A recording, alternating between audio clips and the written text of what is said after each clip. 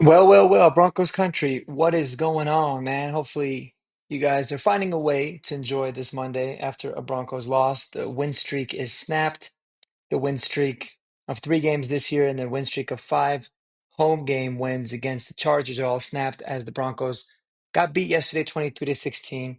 We'll dive into it. We'll talk about what went wrong and what does this mean? Who are these Broncos? Who is this team overall, right? Because I think that it's been a lot of everything really in this year. So before we get into it, guys, welcome to the channel. If it's your first time, I appreciate you tuning in. Hit that subscribe button. Check some of the other videos out. I would really appreciate it. We're trying to get to 500 subscribers here in the next couple months.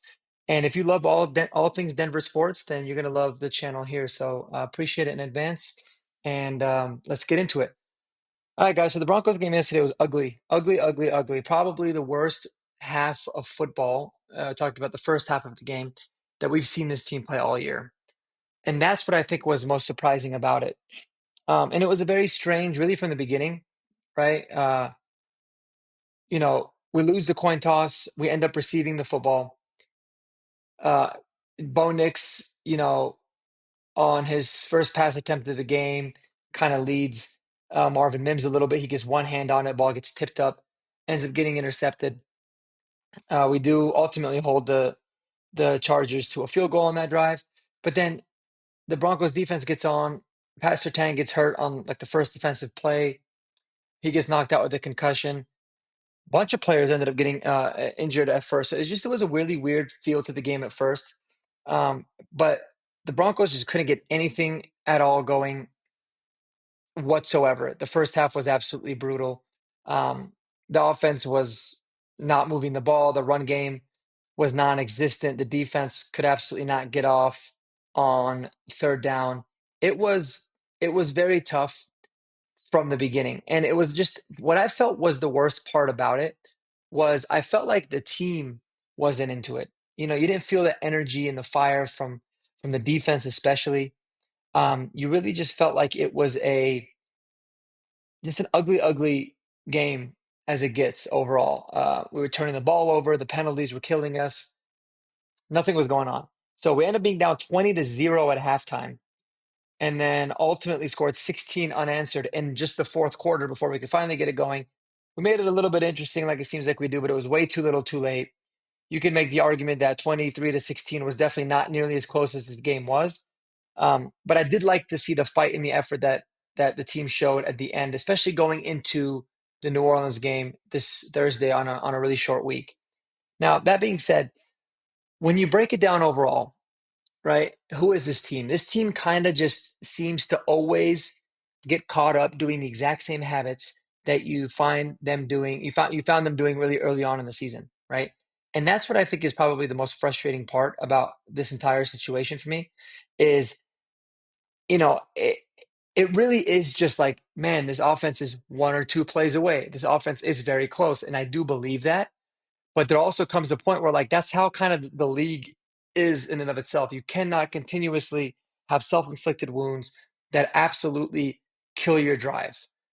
Anytime it seems like we're getting a little bit of momentum going, something happens, whether a breakdown of protection, a false start penalty, a holding call, a legal formation, whatever it might be. And all of a sudden now, you go first down, you get yourself 7 yards, you're looking at 2nd and 3, you get a 10-yard penalty, boom, now you're 2nd and 13, ball gets incomplete, you're looking at third and long. Or, it's just a constant theme that keeps happening. Or we finally get a little bit of momentum going offensively, and then, like yesterday, Javonte ends up fumbling, right?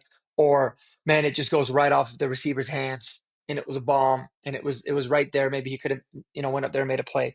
It's just a lot of those little things that could completely change the trajectory of the game, and that kind of turned and reared its ugly head yesterday.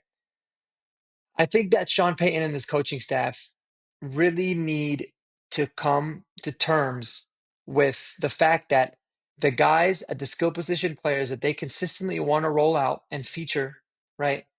Aside from Sutton, because he's not going nowhere and he shouldn't. But Lil Jordan Humphrey, Adam Troutman, Josh Reynolds when he was healthy, right? Or just it seems like guys that they're comfortable with. Javonte Williams is the running back. They need to start understanding that those guys just aren't getting the job done. And we need to find other players on this roster that potentially can. Now, if they can't, that's fine, but you've not really done anything differently. They also got to realize that there's very clear things that Bo Nix likes to not only likes to run, but it's very effective at running, and they need to do that more often. I'm sick of hearing the same spiel at the end of games when we talk about them. Like this team had a lot of success in no huddle and 2 minute. Why do you think that is, or do you think that that's something that can you can implement earlier on in the game plan? They're like, yeah, I think it is. I think it should. Why aren't we doing that now? But I do think when I look at it, I believe that coaches are very, very patient. You look across the entire NFL, I feel like there's a lot of patience that's required to be a very good coach. And obviously, fans do not have patience. Uh, just naturally, we don't. We want to see changes right away. And I think we're getting to that point now where I genuinely do believe that Sean Payton is realizing, okay, it's been 6 games. It's been X amount of snaps, X amount of reps given. They haven't seen the progress that they need. It is time to now make a change. And he did touch on that in yesterday's post-game interview. And I really felt like he meant it, especially he was talking about Estime, I think specifically. They said, we need to see what these guys can do. We just have to. And then he reiterated it again on this morning's conference call with the media. So I believe that now is the time where they can really start to look at making those changes just to find some semblance of consistency, right? Right now, I'm watching the Bills and the Jets play, and on the first drive of the game, when both teams first drives, their running backs are just running with a different level of speed, physicality, downhill runners, and even on the Bill side, James Cook is out. Their backups Ray Davis, who's a rookie, and Ty Johnson, who's really a vet that's kind of a journeyman, just running their asses off, decisive, physical, finishing their runs. We don't get much of that. It seems like it's a lot more dancing. It's a lot more, I want to make somebody miss and go instead of put your foot in the damn dirt and run, make a decision. We're lacking that explosiveness on the offensive side of the ball too. So overall, guys, I mean, when I kind of gave it a day and I really thought about everything, if somebody were to tell me this team's going to be 3-3 after the first 6 games, 100% you're going to take it. That's not a bad start to the season at all. Um, it doesn't really change much at all when it comes to where this team can go from this season standpoint. But I think that when it comes to looking at the development of this team, which we always talked about what it's about, there's a lot that I would like to still see from specific guys, right? Devon Vele, Audric Estime, Blake Watson, Jonah Ellis, Chris Abrams Drain even. But there's been a lot of good development with a lot of Troy Franklin, but there's a lot of really good development that I've seen from a multitude of other guys like Riley Moss and some guys that are part of last year's draft class as well. So there's a lot of that, most definitely. But here's what I will leave you guys with, and I genuinely believe this, and I wanted to wait a day to make this video, really, so I didn't give you that initial emotional, um, answer to this question, or I don't want to have emotions kind of playing a role in terms of the statement I'm going to make. But I mean this genuinely, genuinely. The Broncos offense has a lot of problems, right? A ton, especially when you're kind of running a little bit thin on the O line. We have a terrible tight end room.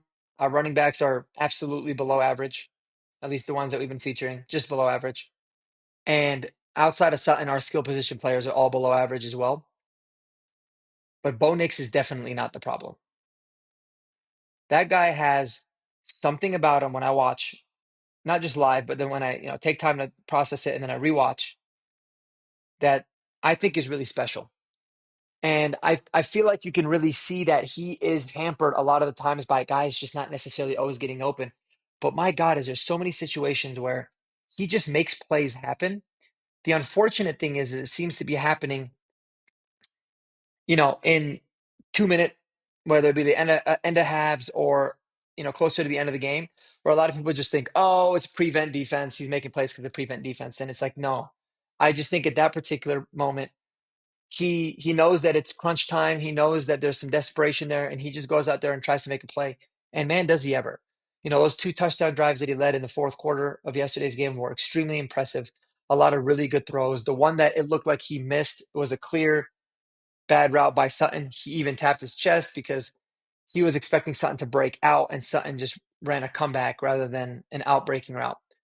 So he was firing it up, man. He was avoiding sacks, making plays with his legs. The guy's got it, and the guy showed a lot of fight. And I'm really excited about the kind of player that I can see him being. And it just seems like the marriage between Sean Payton and Bo Nix is not nearly as smooth as I think we all kind of anticipated that it would be. Playing on time, playing in rhythm.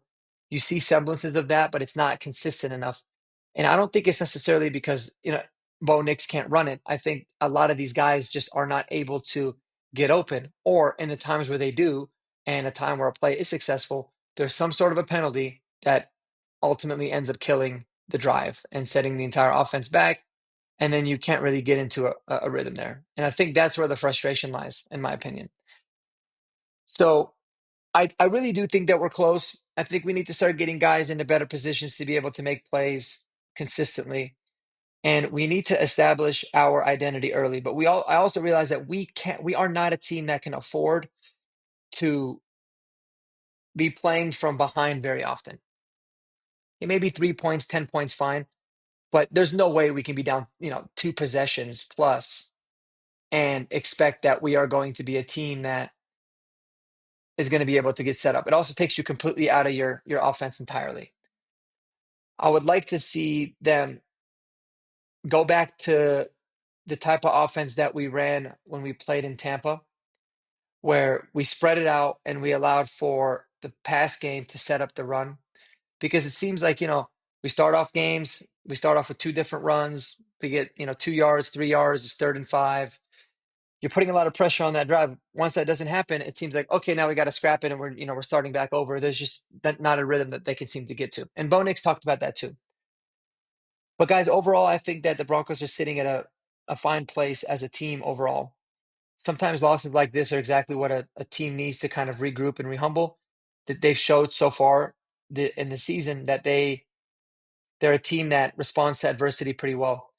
We have 4 days, now 3 really, before we play again in New Orleans. These next 2 games are absolutely very winnable.